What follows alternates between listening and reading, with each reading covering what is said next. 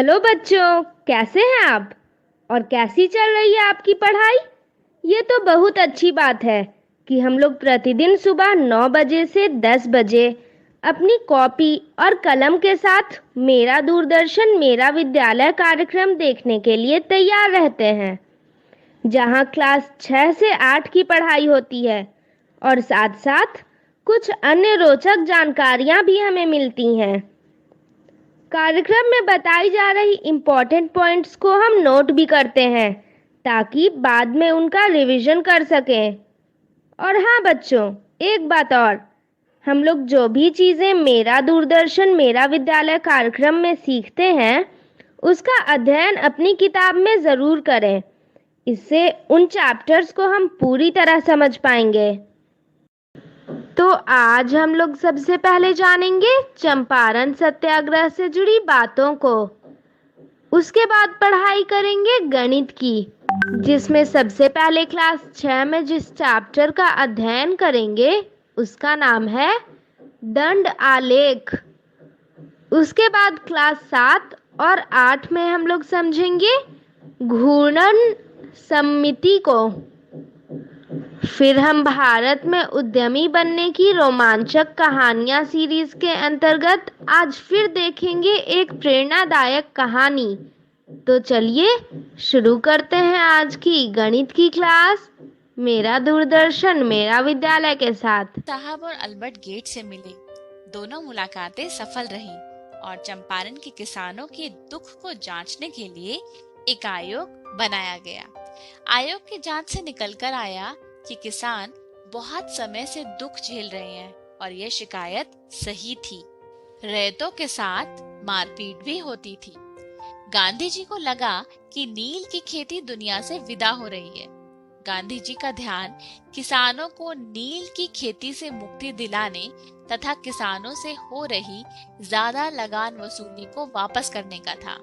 गांधी जी ने कहा, करारनामे भी जोर जबरदस्ती से बहला फुसलाकर कराए गए थे। किसानों से वसूल की गई रकम पर बात हो गई और अंततः 25% वसूली पर बात तय हो गई।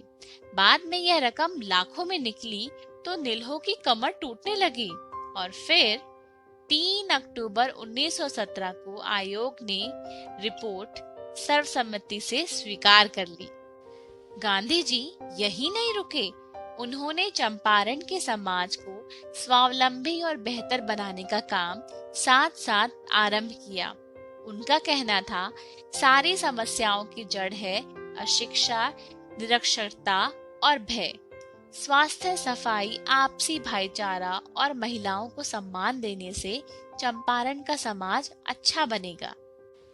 गांधी जी ने स्वयं कुछ स्थानों पर पाठशाला शुरू की। पहली पाठशाला बरहवा लखनसेर में और दूसरी भितिहरवा में खुली। कई स्थानों पर सूत काटने और खादी बनाने के केंद्र भी खुले। गांधी जी के द्वारा शिक्षा, स्वास्थ्य, स्वावलंबन के कई कार्यक्रम चलाए गए और इन कार्यों में उनकी पत्नी कस्तूरबा गांधी ने सक्रिय सहयोग दिया।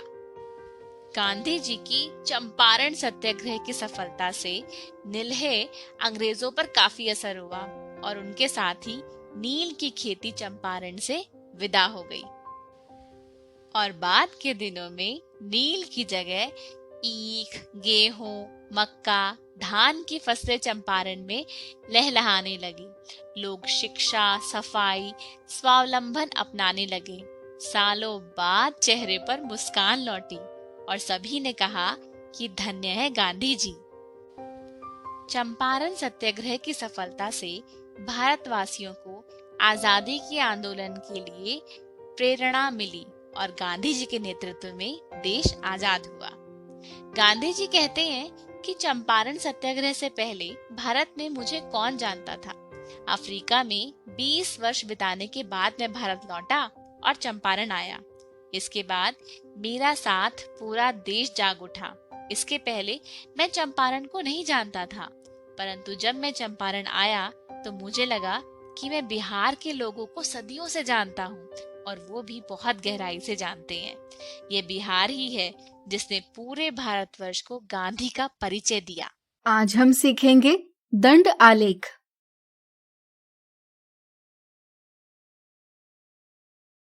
पिछले वीडियो में हमने सीखा कि चित्रालेख यानी पिक्टोग्राफ क्या होता है एवं उसे कैसे खींचा जाता है। चलिए इसका पुनः अवलोकन करते हुए एक मजेदार उदाहरण ले। मान लीजिए राहुल एक दुकान में गया। उसने 80 रुपए की एक किताब खरीदी, 18 रुपए की एक नोटबुक खरीदी और 2 रुपए की चॉकलेट खरीदी। क्या आप दी स्थिति के लिए चित्रालेख बना पाएंगे? वीडियो रोककर प्रयास कीजिए। दी स्थिति के लिए चित्रालेख बनाते समय आपके सामने कुछ कठिनाइयां जरूर उपस्थित हुई होगी, जैसे संकेत का मान क्या होना चाहिए। यदि आप संकेत का मान छोटी संख्या जैसे 5 रुपए लेते हैं तो आपको 2 रुपए और 18 रुपए निरूपित करने में आसानी होगी, लेकिन 80 रुपए निरूपित करने में कई संकेत बनाने की कठिनाई होगी। और यदि आप संकेत का मान बड़ी संख्या लेते हैं जैसे 40 रुपए तो आप 80 रुपए को आसानी से निरूपित कर पाएंगे, लेकिन 2 रुपए और 18 रुपए निरूपित करने में कठिनाई होगी। इसी के साथ ऐसी कई कठिनाइयों को दूर करने के लिए हमें दंड आलेख यानी बार ग्राफ सहायता करते हैं।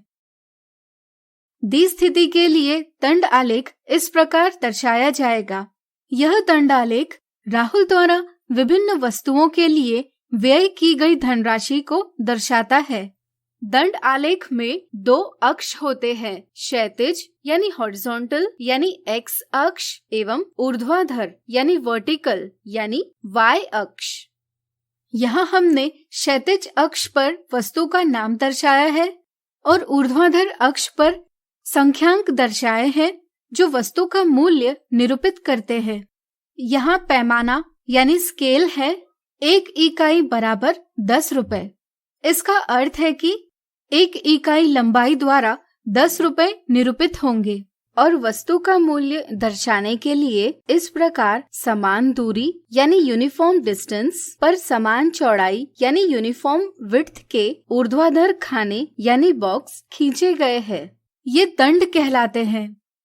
यह आवश्यक नहीं कि दंड आलेख ऊर्ध्वाधर ही हो, अपितु हम क्षैतिज यानी एक्स अक्ष एवं ऊर्ध्वाधर यानी वाई अक्ष की स्थितियां परस्पर बदलकर दंड आलेख क्षैतिज रूप से भी दर्शा सकते हैं।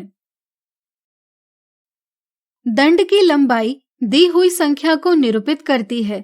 जैसे यहाँ हम देख सकते हैं कि पहला दंड किताब का मूल्य 80 रुपए निरूपित करता है।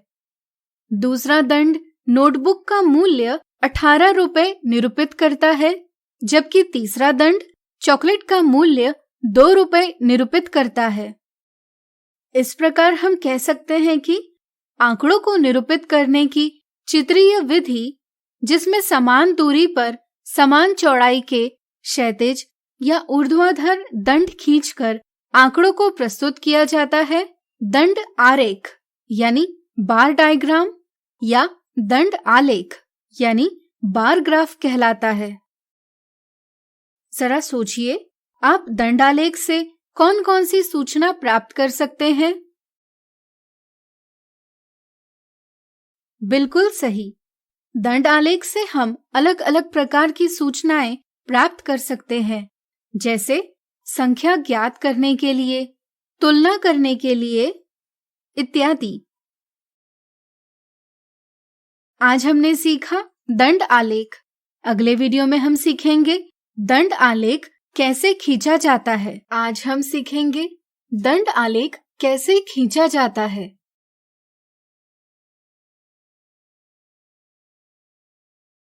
चलिए इसे हम एक उदाहरण से सीखेंगे। मान लीजिए किसी कक्षा में विद्यार्थियों की पसंद के आधार पर सबसे पसंदीदा खेल पता करने के लिए निम्नलिखित सारणी बनाई गई। चलिए इन आंकड़ों को दंड आलेख यानी बार ग्राफ में निरूपित करें। हालांकि हम कोरे कागज पर दंड आलेख खींच सकते हैं, लेकिन आलेख कागज का प्रयोग अधिक सुविधा प्रदान करता है। चलिए हम आलेख कागज यानी ग्राफ पेपर का प्रयोग करेंगे। पहला चरण, कागज पर हम इस प्रकार दो परस्पर लंब रेखाएं खींचेंगे, जिसमें रेखा OX एक क्षैतिज रेखा है और रेखा OY एक ऊर्ध्वाधर रेखा है। दूसरा चरण, अब हम क्षैतिज रेखा पर समान दूरी रखते हुए सारणी में दर्शाए खेलों के नाम लिखेंगे और उनके नीचे खेल अंकित करेंगे। इस प्रकार हम खेलों को क्षैतिज रेखा पर दर्शाएंगे। इसी तरह ऊर्ध्वाधर रेखा पर विद्यार्थियों की संख्या अंकित करेंगे। तीसरा चरण, अब हम एक सुविधाजनक पैमाना यानी स्केल लेंगे। यहाँ हम 1 इकाई लंबाई से 5 विद्यार्थियों को निरूपित करेंगे। इस प्रकार हम पैमाना चुनेंगे 1 इकाई लंबाई बराबर 5 विद्यार्थी। आप संख्या के आधार पर आसान सा पैमाना चुन सकते हैं। जैसे अगर विद्यार्थियों की संख्या बहुत कम हो तब आप 1 इकाई लंबाई बराबर 1 विद्यार्थी ले सकते हैं। इसी तरह अगर विद्यार्थियों की संख्या बड़ी हो तब आप 1 इकाई लंबाई बराबर 10 विद्यार्थी ले सकते हैं। ध्यान रहे, पैमाना हमें दंड आलेख खींचने में सुविधा प्रदान करता है। चूंकि हमने पैमाना 1 इकाई लंबाई बराबर 5 विद्यार्थी लिया है, इसलिए हम ऊर्ध्वाधर रेखा के अनुदिश प्रत्येक इकाई पर इस प्रकार 5 के गुणज दर्शाएंगे। इस तरह से 1 इकाई लंबाई का मान 5 विद्यार्थी है, 2 इकाई लंबाई का मान 10 विद्यार्थी है। इसी तरह विद्यार्थियों की संख्या 5 गुणा इकाइयों की संख्या से पता की जा सकती है। इसका ही उपयोग करके हम विद्यार्थियों की संख्या विभाजित 5 करके इकाइयों की संख्या पता कर सकते हैं, जो कि दंड की लंबाई है। चौथा चरण, तो चलिए दंडों की लंबाइयां ज्ञात करें। क्रिकेट 20 विभाजित 5 बराबर 4 इकाई, फुटबॉल 15 विभाजित 5 बराबर 3 इकाई, कबड्डी 25 विभाजित 5 बराबर 5 इकाई, टेनिस 10 विभाजित 5 बराबर 2 इकाई। पांचवा चरण, अब हम विभिन्न खेलों के लिए समान दूरी पर समान चौड़ाई के दंड खींचेंगे। जैसे क्रिकेट के लिए हम 4 इकाई लंबाई का दंड खींचेंगे। फिर समान दूरी पर समान चौड़ाई से फुटबॉल के लिए 3 इकाई लंबाई का दंड खींचेंगे। क्या आप बता सकते हैं हम कबड्डी के लिए किस प्रकार दंड खींचेंगे? सोचिए सोचिए। बिल्कुल सही। फिर से हम समान दूरी पर समान चौड़ाई से 5 इकाई लंबाई का दंड खींचेंगे। इसी प्रकार टेनिस के लिए 2 इकाई लंबाई का दंड खींचेंगे। इस प्रकार हमने दंड आलेख प्राप्त कर लिया है। ध्यान रहे, यह आवश्यक नहीं कि दंड आलेख ऊर्ध्वाधर ही हो, अपितु हम खेल एवं विद्यार्थियों की संख्या की स्थितियां परस्पर बदलकर दंड आलेख क्षैतिज रूप से भी दर्शा सकते हैं। दंड आलेख को देखकर आप आसानी से बता सकते हैं कि कक्षा में कबड्डी यह खेल सबसे अधिक पसंदीदा खेल है। हालांकि हम दंड आलेख कोरे कागज पर बना सकते हैं, लेकिन आलेख कागज के प्रयोग से दंड आलेख बनाने में सुविधा मिलती है। क्या आप दी जानकारी को आलेख कागज पर दंड आलेख खींचकर निरूपित कर पाएंगे? स्वयं प्रयास कीजिए। तो आज हमने सीखा दंड आलेख कैसे खींचा जाता है। अगले वीडियो में हम दंड आलेख से संबंधित कुछ उदाहरण देखेंगे। आज हम देखेंगे दंड आलेख से संबंधित कुछ उदाहरण।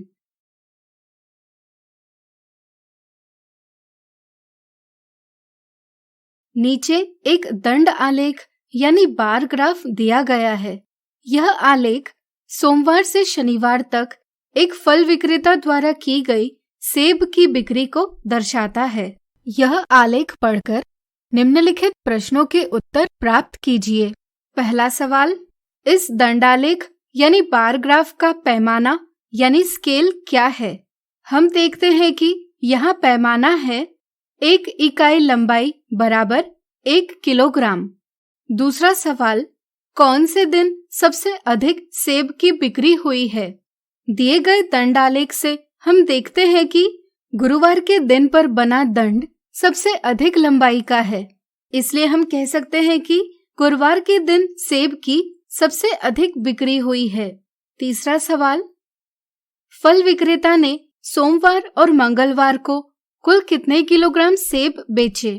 सोमवार के लिए दंड की 9 इकाई परिकल्पित की गई है और मंगलवार के लिए 10 इकाई परिकल्पित की गई है।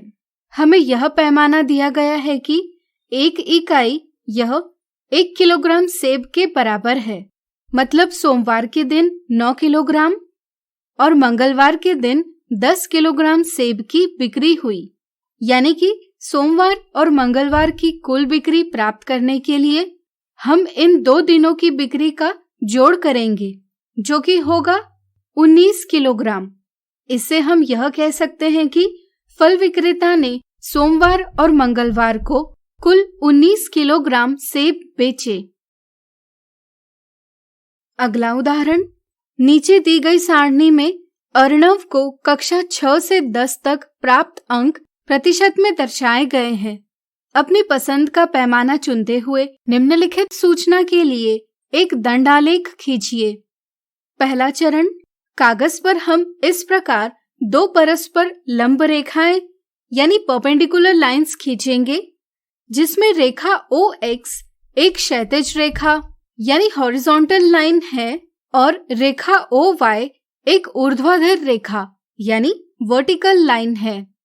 दूसरा चरण, फिर हम क्षैतिज रेखा के अनुदिश कक्षा अंकित करेंगे और ऊर्ध्वाधर रेखा के अनुदिश प्राप्तांक अंकित करेंगे। तीसरा चरण, अब हम एक सुविधाजनक पैमाना लेंगे।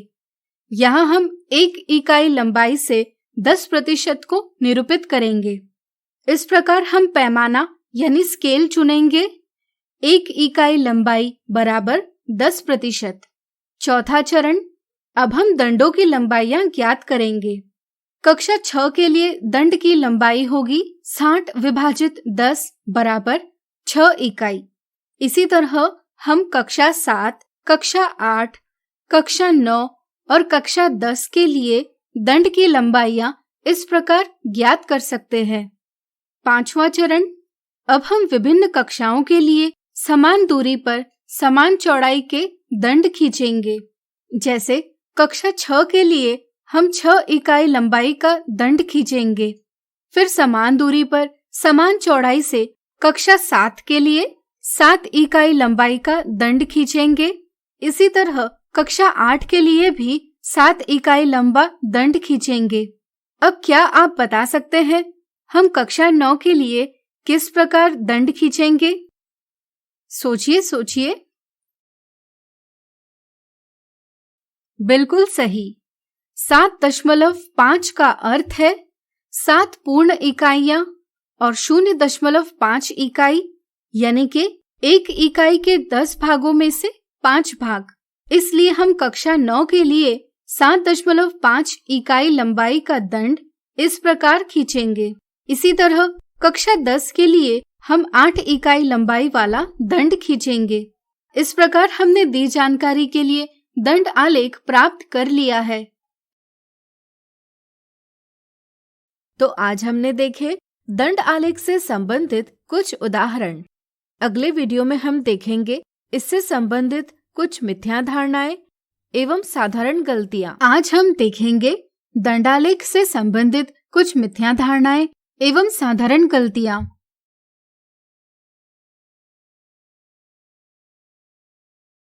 मिथ्या धारणा 1, निम्न में से कौन सी आकृति दंड आलेख यानी बार ग्राफ है, यह ज्ञात कीजिए। यहाँ पर आकृति 1 में खींचे गए दंड क्षैतिज यानी हॉरिजॉन्टल है और आकृति 2 में खींचे गए दंड ऊर्ध्वाधर यानी वर्टिकल है।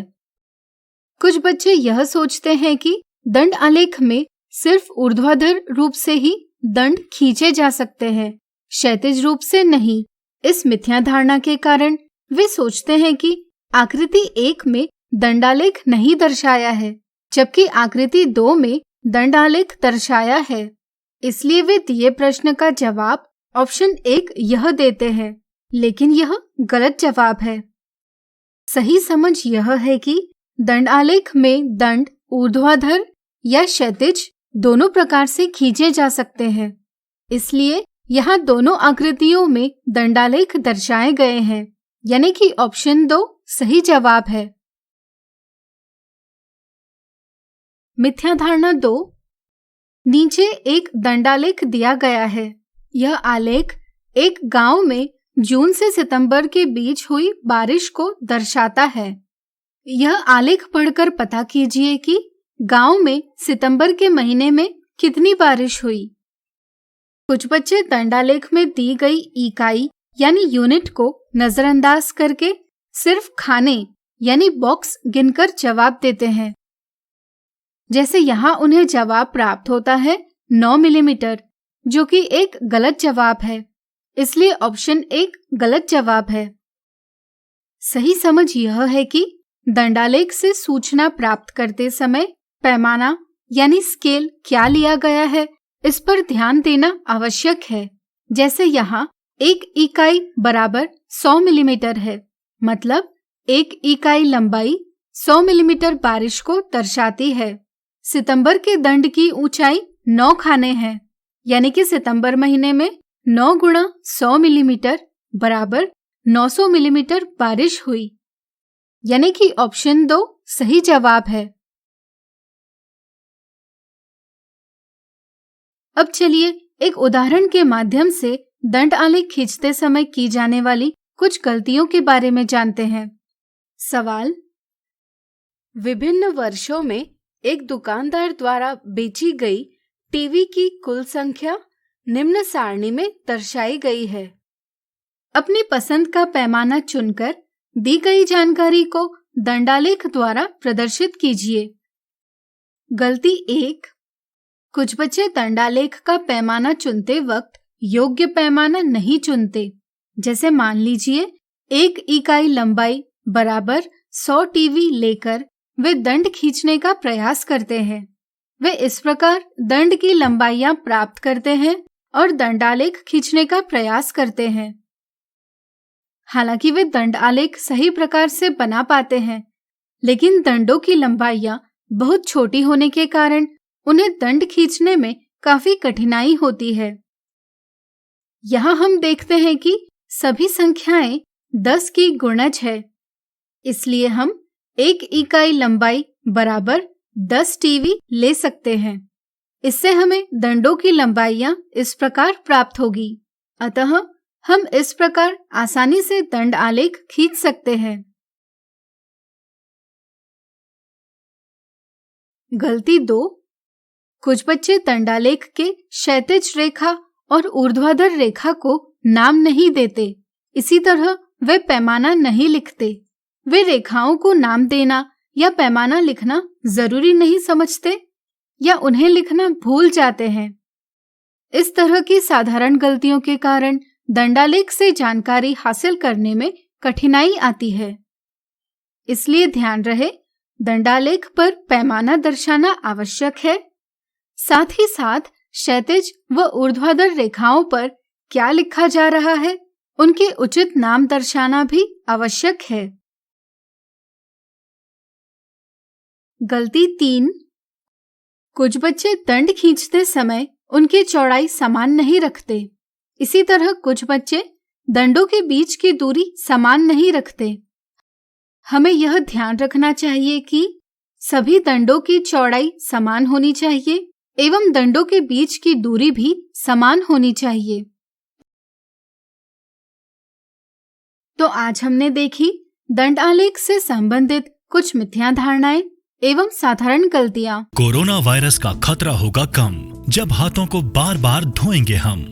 साथियों, जब आपके हाथ गंदे हों, खांसने और छींकने के बाद, किसी भी सतह या वस्तु को छूने के बाद, शौचालय के इस्तेमाल के बाद, खाना बनाने, परोसने, खाने से पहले और खाना खाने के बाद अपने हाथों को 20 सेकंड तक साबुन और पानी से अच्छी तरह धोएं। पानी को बर्बाद ना करें। हाथों को साबुन से मलते समय पानी का नल बंद रखें। हाथ धोते समय आप हाथ धोने के चरणों का पालन करें।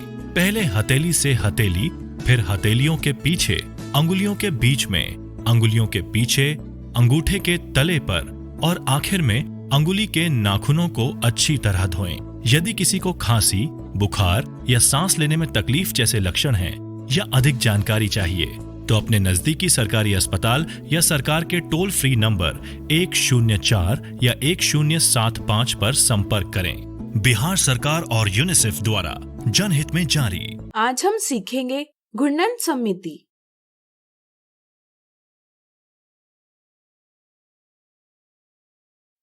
ताश के इस पत्ते को देखिए, जरा सोचिए, अगर हम इसे केंद्र के चारों ओर 180 डिग्री पर घुमाएं तो क्या होगा? हमें हूबहू पहले जैसी ही आकृति दिखाई देगी। आपने हवाई चक्री के साथ जरूर खेला होगा। अगर इसे भी हम केंद्र के चारों ओर घुमाते हैं तो कुछ स्थितियों में हूबहू पहले जैसी ही आकृति प्राप्त होती है। अब रंगोली के इस चित्र को देखिए।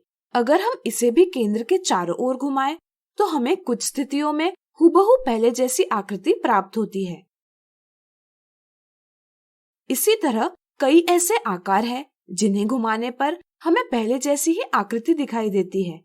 हम कहते हैं कि ऐसी आकृतियों में घूर्णन समिति है, यानी रोटेशनल सिमेट्री है। आज हम घूर्णन समिति की समझ बनाएंगे। इस आकृति को देखिए, यह 4 पंखुड़ियों वाले फूल की आकृति है। हम इसे इस प्रकार केंद्र के चारों ओर घुमा सकते हैं। जब कोई वस्तु घूमती है तो हम कहते हैं कि वह घूर्णन यानी रोटेशन कर रही है। घूर्णन करने से इस आकृति के माप या आकार में कोई भी परिवर्तन नहीं हो रहा। इसी तरह जब कोई वस्तु घूर्णन करती है तो उसके आकार एवं माप में परिवर्तन नहीं होता। यहाँ हम देखते हैं कि फूल की यह आकृति एक निश्चित बिंदु के चारों ओर घूर्णन कर रही है।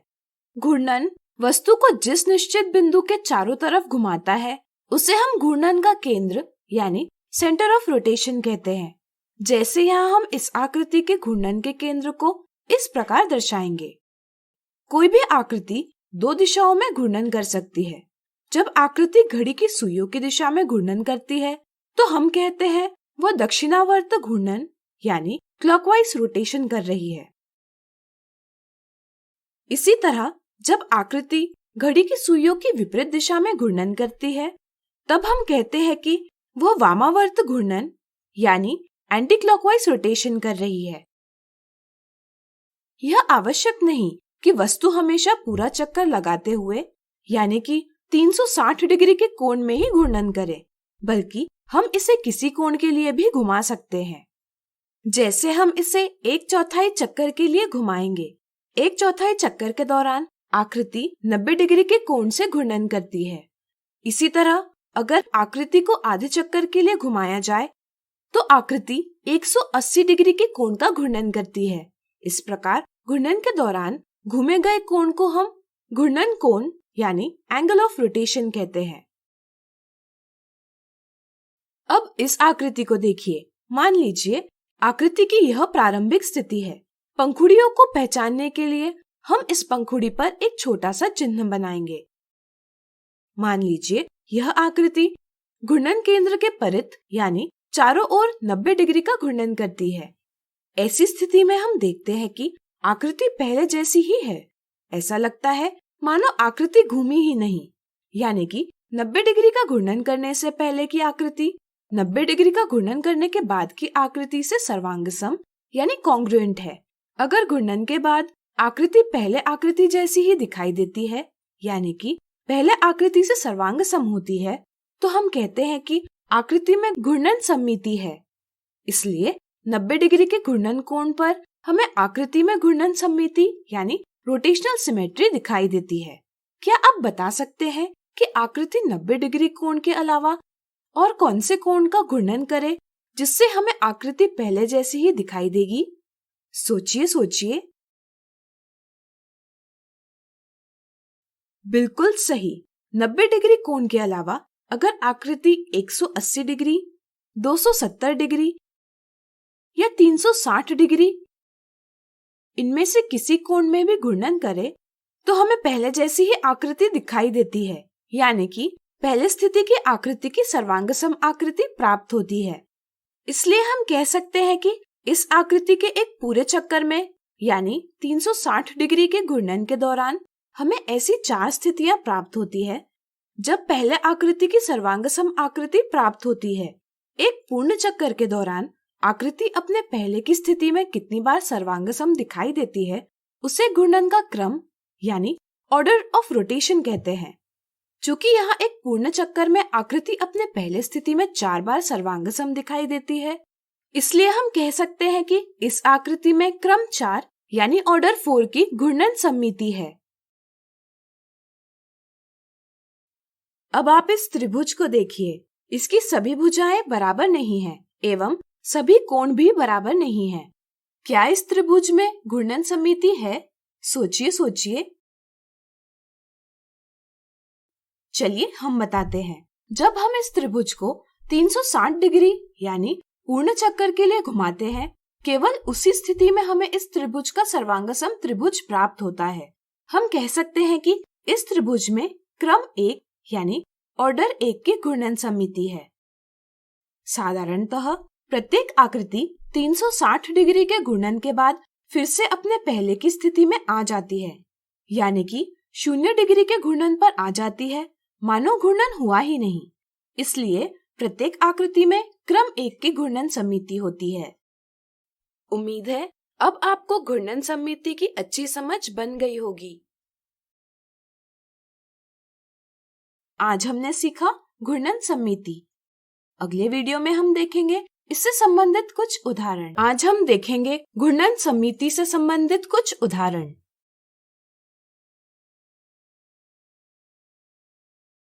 नीचे दर्शाई गई आकृतियों में घूर्णन सममिति यानी रोटेशनल सिमेट्री का क्रम पता कीजिए।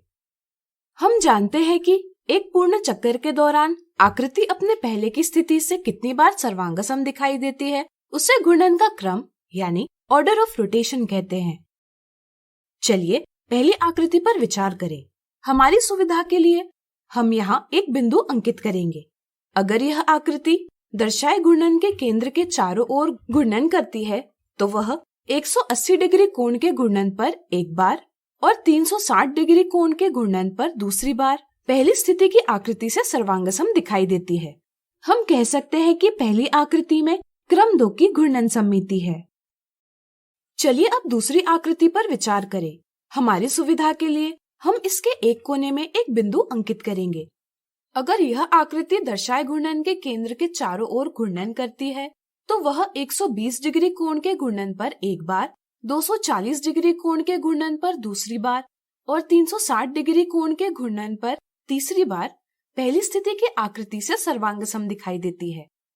हम कह सकते हैं कि दूसरी आकृति में क्रम 3 की घूर्णन सममिति है। अब चलिए तीसरी आकृति की बात करें। अगर यह आकृति दर्शाए घूर्णन के केंद्र के चारों ओर घूर्णन करती है तो सिर्फ 360 डिग्री के घूर्णन पर वह पहले स्थिति में दर्शाई आकृति से सर्वांगसम होती है, यानी कि तीसरी आकृति में क्रम 1 की घूर्णन सममिति है। अगला उदाहरण, क्या नीचे दर्शाई आकृति सममित है? यदि है तो घूर्णन का क्रम ज्ञात कीजिए। अगर घूर्णन के बाद आकृति पहले आकृति से सर्वांगसम है तो हम कहते हैं कि आकृति में घूर्णन सममिति है। चलिए पता करें कि दी आकृति में घूर्णन सममिति है अथवा नहीं।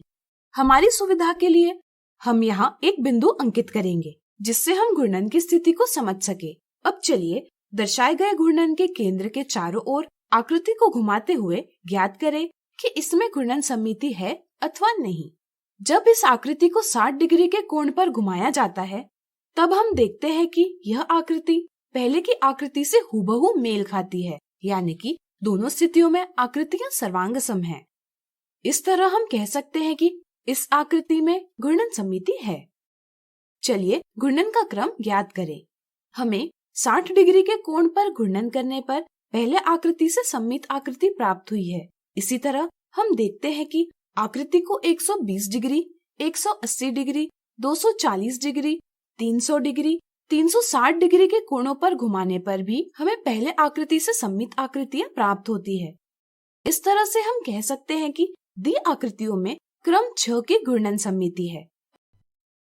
इन कोणों को देखकर हम कह सकते हैं कि घूर्णन सममिति में सभी कोण पहले कोण के गुणज यानी मल्टीपल है। यह सभी स्थितियों के लिए सत्य है। अब आप स्वयं पता कीजिए कि अंग्रेजी के बड़े अक्षरों में ऐसे कौन से अक्षर हैं जो 180 डिग्री के कोण पर घूर्णन करने पर सम्मित होते हैं। तो आज हमने देखे घूर्णन सममिति से संबंधित उदाहरण। अगली वीडियो में देखेंगे इनसे जुड़ी कुछ मिथ्या धारणाएं। आज हम देखेंगे घूर्णन सममिति से संबंधित कुछ मिथ्या धारणाएं।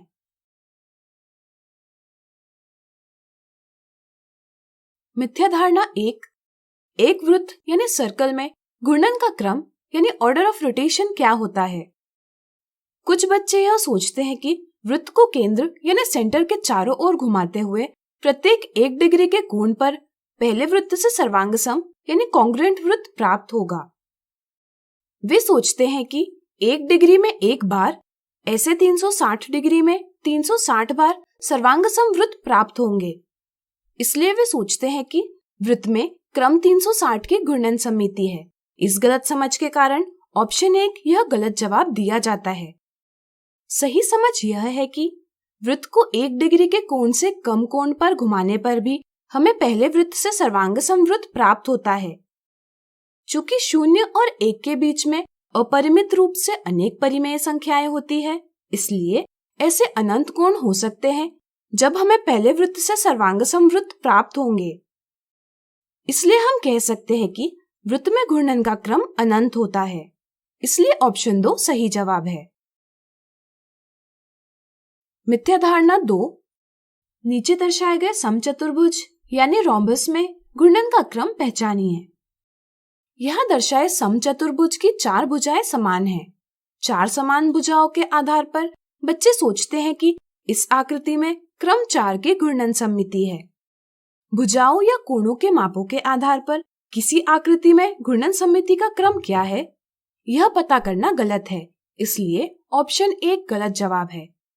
सही समझ यह है कि अगर हम इस आकृति के किसी एक स्थान पर बिंदु यानी पॉइंट लेते हैं और इसे आकृति के केंद्र के चारों ओर घुमाते हैं, तो हम देखते हैं कि सिर्फ 180 डिग्री घूर्णन पर और 360 डिग्री के घूर्णन पर हमें पहली आकृति से सर्वांगसम आकृति प्राप्त होती है। इसलिए हम कह सकते हैं कि दी आकृति में क्रम 2 की घूर्णन सममिति है। इसलिए ऑप्शन 2 सही जवाब है। आज हमने देखी घूर्णन सममिति से संबंधित कुछ मिथ्या धारणाएं।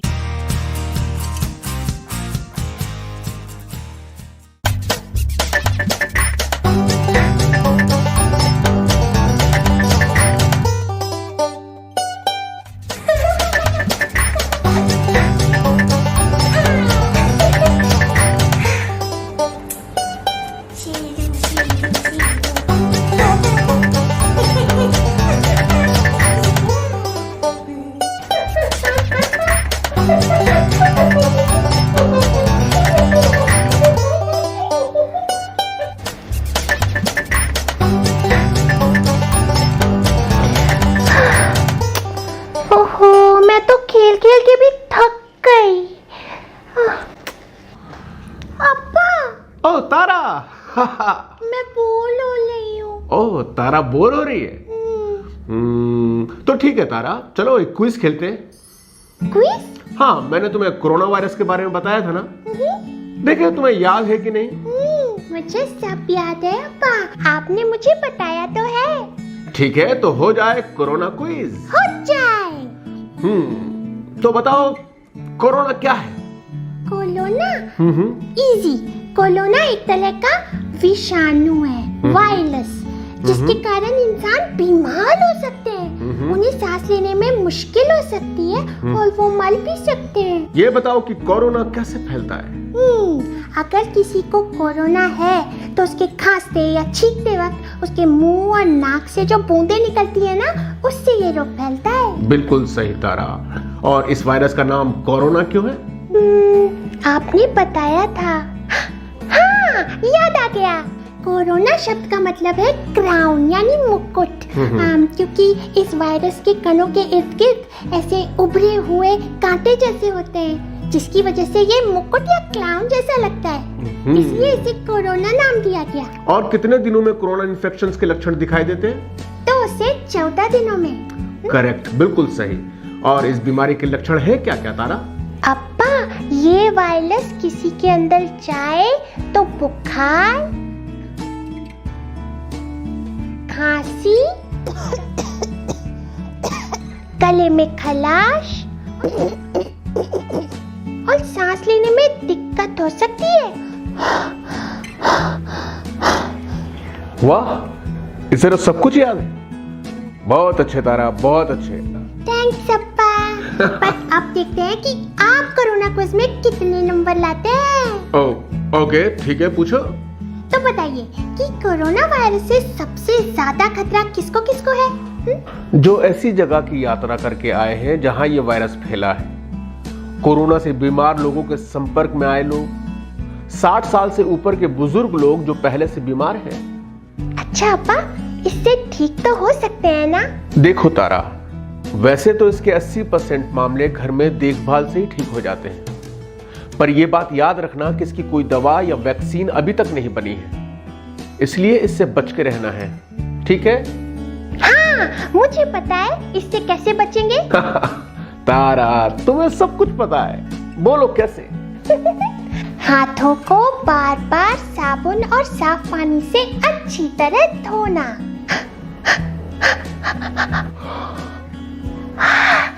तारा, अभी मुंह, नाक और आंखें छूने से हमें बचना चाहिए।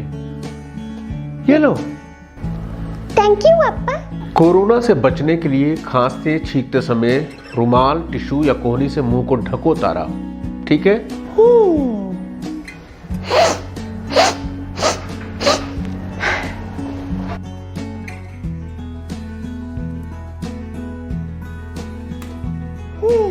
और हाँ अप्पा, खांसी, बुखार और सांस लेने में तकलीफ हो तो पहले स्वास्थ्य केंद्र की हेल्पलाइन पर संपर्क करना है और उनकी सलाह के अनुसार डॉक्टर को दिखाना है ना?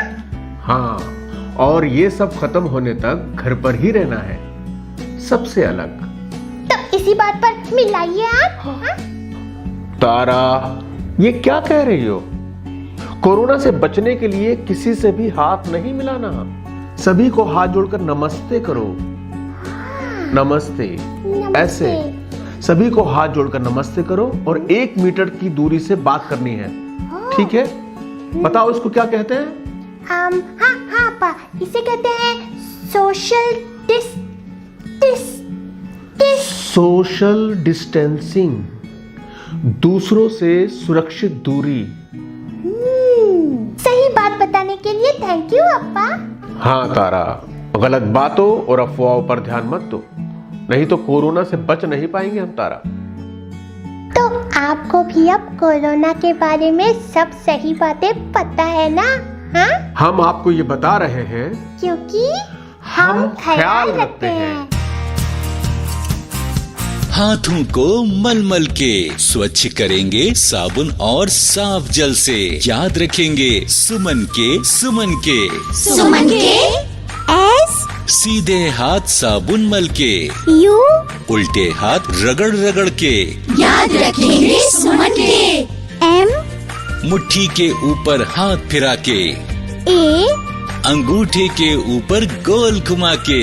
याद रखेंगे सुमन के। एन नाखूनों को हथेली पे चमका के, कलाई के पास छल्ला बना के। याद रखेंगे सुमन के। स्वच्छ रखेंगे हाथ तो स्वस्थ रहेंगे आप।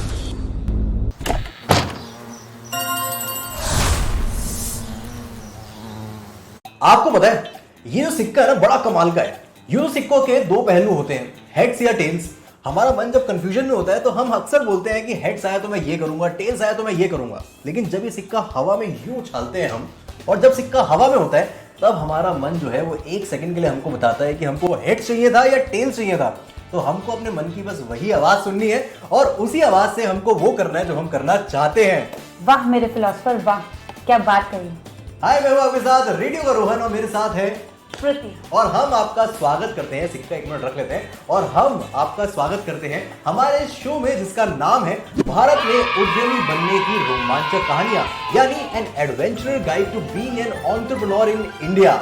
इस शो में हम आपको दिखाते हैं उद्यमियों की रोमांचक और सच्ची कहानियां। वैसे तुझे पता है स्मृति, हमारे शो का इतना अच्छा रिस्पांस आ रहा है, इतने सारे लोग जो हैं अपनी एक्टिविटी बुक को फिल कर कर हमको भेज रहे हैं। आप सबका तहे दिल से शुक्रिया।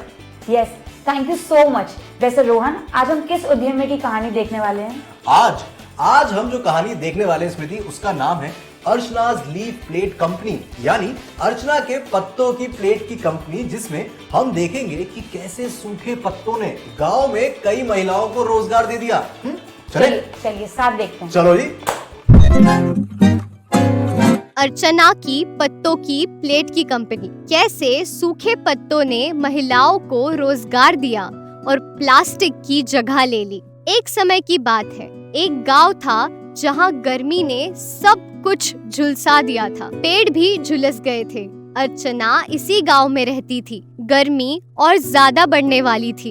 इस दौरान इस गांव में प्लास्टिक ने प्रवेश किया और वहीं पर बस गया। अब वो हर जगह था।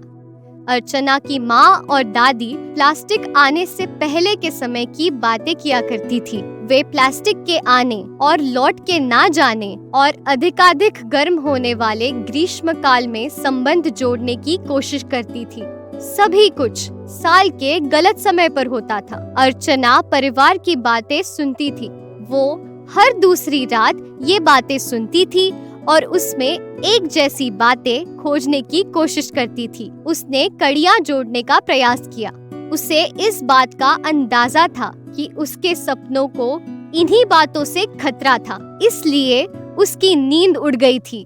इसलिए उसने इस बात की तह तक जाने का फैसला किया। वो खेतों में गई। उसने मौसम के बदलते मिजाज के बारे में किसानों से बातचीत की। ये कब इतना गर्म होता है? क्या बदल गया है?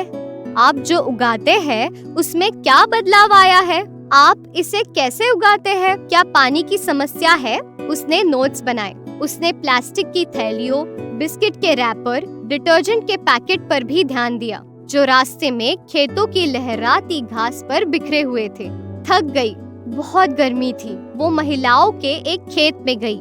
वे भी बहुत थक चुकी थी, लेकिन उन्होंने उसके सवालों के जवाब दिए। एक युवा लड़की प्रतिमा ने कहा, प्लास्टिक एक समस्या है। वे प्लेटें बेतुकी है।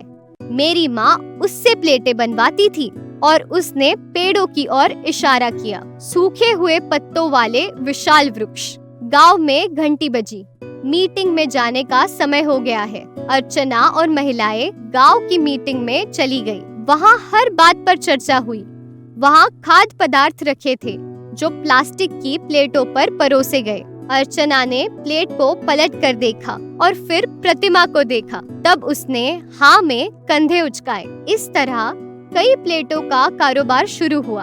अर्चना अपने दोस्त के पास गई। उसके मोबाइल फोन से उन्होंने शोध किया। उन्होंने प्लेट और कटोरे बनाने के लिए जरूरी प्रेस की खोज की। इसे खरीदने के लिए बजट बनाया। वे प्रत्येक किसान से कितने पत्ते कितने पैसों में खरीदेंगे। व्यवसाय में प्रत्येक भागीदार पत्तियों को इकट्ठा करने, काटने में कितना योगदान देगा और फिर वो उसे कितने में बेचेगा। अर्चना और प्रतिमा ने गांव की मीटिंग बुलाई और अपना विचार प्रस्तुत किया। उस दिन खाद्य पदार्थ पत्तों की प्लेटों पर परोसे गए थे। अर्चना अब आराम से सो सकती थी। उसकी माँ और दादी खुश थी कि आखिरकार कड़ियाँ जुड़ गई थी। 84 महिलाएं कंपनी का हिस्सा थी। उन्होंने बहुत पैसे कमाए। अब सभी महिलाओं को ये पता लगाना था कि जलवायु परिवर्तन को कैसे रोका जाए, क्योंकि उन्होंने प्लास्टिक को तो हटा दिया था, लेकिन फिर भी ये अब तक का सबसे ज्यादा गर्मी का मौसम था। अर्चनाज लीफ प्लेट कंपनी। अर्चना की पत्तों की प्लेट का अभ्यास आप 4-4 के समूह में जाकर पूरा करेंगे। अपने मोबाइल से तस्वीरें ले, वीडियो और ऑडियो रिकॉर्ड करें और नोट्स बनाएं। आप बहुत सारी चुनौतियों का सामना कर चुके हैं। सफल उद्यमी बनने के लिए सकारात्मक होना बहुत जरूरी है। इस अभ्यास में आप प्रोटोटाइप बनाएंगे। प्रोटोटाइप आपके उत्पाद का प्रतिरूप होता है। पहला भाग, आप अपने प्रोटोटाइप का चित्र बनाएं। अगर वो कोई सेवा है तो उसके बारे में लिखें। अब उसका 3D मॉडल बनाएं। ये सुनिश्चित करें कि आप पर्यावरण हितैषी हैं। उस पर नोट्स जरूर बनाएं। दूसरा भाग, अब अपना प्रोटोटाइप आजमाएं। इसे अपने स्कूल में सबको दिखाएं। उनकी प्रतिक्रियाएं जानें। ये करने के बाद अगली गतिविधि पढ़ें और अपनी सफलता की राह में आगे बढ़ते रहे। वाह अर्चना, आपके लिए तालियां। बहुत ही अच्छा काम किया आपने। एक्चुअली में हम सब बोलते हैं प्लास्टिक गलत है, प्लास्टिक मत यूज करो, पर उसकी जगह क्या यूज करें? इस क्या का जवाब हमें अर्चना ने दिया और अर्चना के पत्तों की प्लेट की कंपनी ने हमको जवाब दे दिया। बिल्कुल। और रोहन, इस कहानी में वैसे तो कई कौशल दिखाए, पर कौन सा एक ऐसा कौशल है जिसके बारे में हमें बात करनी चाहिए? मुझे लगता है कि इस कहानी में से जो एक कौशल हमको सबके साथ डिस्कस करना चाहिए वो है बीइंग इनोवेटिव, यानी रचनात्मक होना। जिसका मतलब, चलिए पढ़ते हैं हमारी इस किताब के कौशलों वाले भाग में। मैं आपको पढ़ के सुनाता हूं। तो रचनात्मक यानी बीइंग इनोवेटिव होने का मतलब है जब आप कुछ करने के लिए एक नया और बेहतर तरीका सोचते हैं तो यह लोगों को उत्साहित करता है। आखिरकार हर कोई बेहतर तरीके से जीना चाहता है, लेकिन उन्हें विश्वास कराने के लिए एक नया विचार, मॉडल, योजना और प्रोटोटाइप दिखाने की जरूरत है। अन्य लोगों को दिखाने के लिए आप आज क्या नया करेंगे। और इनोवेटिव होना किसी भी इंसान के लिए सबसे ज्यादा जरूरी है। अर्चना के गांव में पहले सब लोग प्लास्टिक प्लेट में ही खाना खाते थे, पर अर्चना के इनोवेशन के बाद सबने पत्तों की प्लेट में खाना शुरू कर दिया। अर्चना के इस इनोवेशन से प्लास्टिक, जो कि क्लाइमेट चेंज का एक बहुत बड़ा कारण है, उसका इस्तेमाल कम हो गया। चलिए, तो अब इस बुक को रखकर हमारी दूसरी बुक यानी हमारी एक्टिविटी बुक को उठाते हैं। Yes. जो कि एक ब्लैक एंड व्हाइट बुक है। आप इसे अपने रंगों से भर सकते हैं। आज की कहानी पर निर्धारित जो एक्टिविटी है उसमें सबसे पहले आपको एक प्रोटोटाइप बनाना है। प्रोटोटाइप जो है वो एक उत्पाद का मॉडल यानी कि प्रतिरूप होता है। फिर उस प्रोटोटाइप के बारे में कुछ सवालों के जवाब लिखने हैं और वो प्रोटोटाइप स्कूल में और आसपास सबको दिखाकर उस पर प्रतिक्रिया लेनी है। यस, जो कमियां हैं उस पर काम करना है, पर याद रखना है कि आपका प्रोटोटाइप पर्यावरण के हित में ही होना चाहिए। तो बस जब आपकी एक्टिविटी कंप्लीट हो जाए तो तुरंत इसको हमारे एड्रेस पर भेज दीजिए। हमें इंतजार है। और अब जो है मैं जा रहा हूँ कुछ खाने। मुझे बहुत भूख लगी है और मैं प्लास्टिक की प्लेट में तो बिल्कुल नहीं खाऊंगा, मैं सिर्फ पत्तों की प्लेट में खाऊंगा। मैं भी। चलिए, आपसे मिलेंगे अगले एपिसोड में एक नई उद्यमी की रोमांचक कहानी के साथ। यस, तब तक के लिए आप हमें अपनी एक्टिविटी बुक को कंप्लीट कर कर अपनी एक्टिविटीज भेजते रहिए हमारे इस एड्रेस पे। फिर होगी आपसे मुलाकात, तब तक के लिए बाय बाय। तो ये थी हमारी आज की कहानी। अब वक्त होता है इस कहानी पर निर्धारित आपके साथ एक क्विज खेलने का, और अगर आप इस क्विज के सही जवाब देंगे तो आप जीत सकते हैं हमारी ये बहुत ही रोमांचक किताब जिसका नाम है भारत में उद्यमी बनने की रोमांचक कहानियां। तो तैयार है आप? आपके साथ क्विज तो हम खेलेंगे, लेकिन उस क्विज के जवाब आप हमको इस नंबर पर भेज सकते हैं, या फिर अगर आप चाहें तो अपने मोबाइल में हमारी ऐप को डाउनलोड कीजिए और वहां पर जवाब दे दीजिए। तो चलिए शुरू करते हैं हमारा आज का क्विज।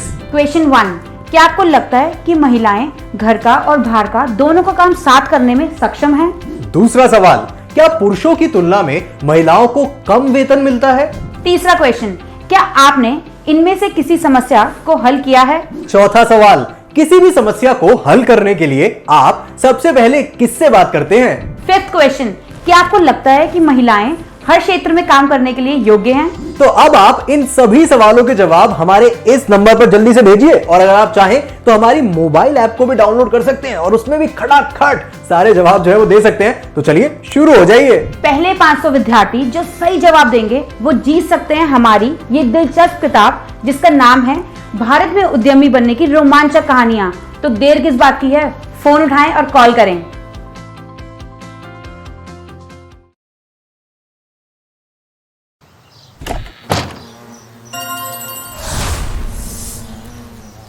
तो आशा करती हूँ बच्चों, आज के एपिसोड में आपने जरूर कुछ नया सीखा होगा। आप अपने विचार हमें स्क्रीन पर दिए गए व्हाट्सएप नंबर 9431043527 या ईमेल आईडी bepcddprogram@gmail.com पर भेज सकते हैं। और हाँ, आप मेरा दूरदर्शन मेरा विद्यालय कार्यक्रम को कभी भी बिहार शिक्षा परियोजना परिषद के YouTube चैनल पर देख सकते हैं। इसके लिए सर्च करें BEPC मेरा दूरदर्शन मेरा विद्यालय और कार्यक्रम को देखें, इम्पोर्टेंट पॉइंट्स को नोट करें और क्वेश्चंस हल करें। इसके अलावा इसके सारे एपिसोड बिहार शिक्षा परियोजना परिषद की वेबसाइट पर डिजिटल लर्निंग सेक्शन में भी उपलब्ध है। विजिट करें www.bepcssa.in। और आपको तो पता ही है कि आप खुद से लिखी कविताएं, कहानियां, पेंटिंग्स या इनके 2 से 3 मिनट के वीडियो भी हमें स्क्रीन पर दिए गए व्हाट्सएप नंबर या ईमेल आईडी पर अपना नाम, कक्षा, विद्यालय का नाम, प्रखंड और जिले के नाम के साथ भेज सकते हैं। हम चुने गए एंट्रीज को आने वाले एपिसोड में प्रसारित भी करेंगे। तो घर पर रहें, पढ़ते रहें, बढ़ते रहें। मिलते हैं अगले एपिसोड में। बाय बाय बच्चों।